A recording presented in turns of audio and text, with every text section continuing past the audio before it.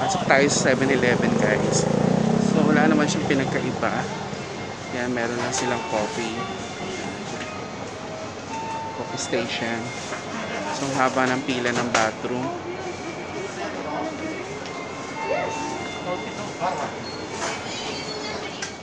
Mahilig talaga sila sa mga pampaganda, guys.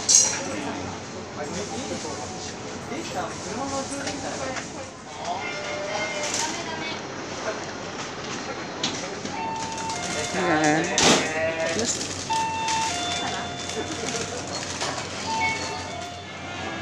Ayan yung mga paborito kong tinapay.